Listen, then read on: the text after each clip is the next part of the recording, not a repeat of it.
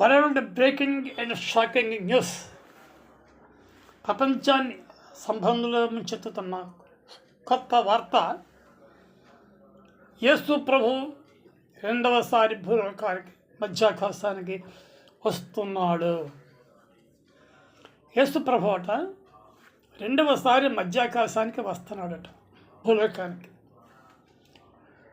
యేసు ప్రభు అంటే దేవాది దేవుడు, మహాదేవుడు.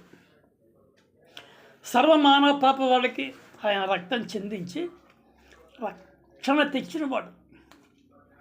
తన రక్తము ద్వారా ఆయన యందు విశ్వాసం ఇచ్చిన వారిని కడుగుతూ తన బిడ్డలుగా చేసుకొని వారిని సంఘముగా మార్చి వారిని పరలోకాన్ని తీసుకెళ్ళడానికి ఆయన ప్రణాళిక. అలాగే విమర్శించబడిన వారే రాజులైన యాజక సమూహము.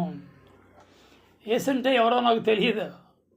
బ్రాహ్మణ కుటుంబంలో పుట్టి సమస్త దైవారాధన చేస్తున్న నాకు తాగుడు వల్ల గుండు చెడిపోతే ఒక ఆయన చెప్పాడు, యేసు ప్రార్థించేవయ్యా అంటే తిట్టాను.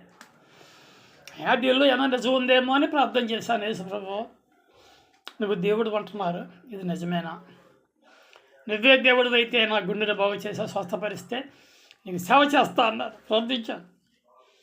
అద్భుతంగా ఫిబ్రవరి 8వ తారీఖు రాత్రి 11 గంటల ప్రాంతాల్లో యేసు ప్రభు నాకు ప్రత్యక్షమై ఆయన ఎత్తి మీద చెయ్యేసి అభిషేకం చేసి గుండె మీద వేలేస్తే అది కొత్త గుండె అయిపోయింది.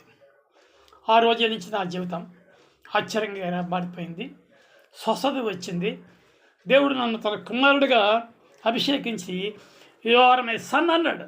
అందుకే అంటాను, prince Jacob, son of God. మరి మీరు కూడా దేవుని కుమారుల వారిలో ఉందా?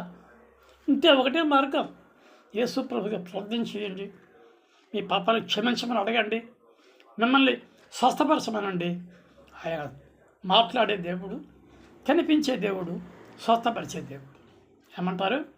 Saint prince Jacob 9440120194 India, Visakhapatnam.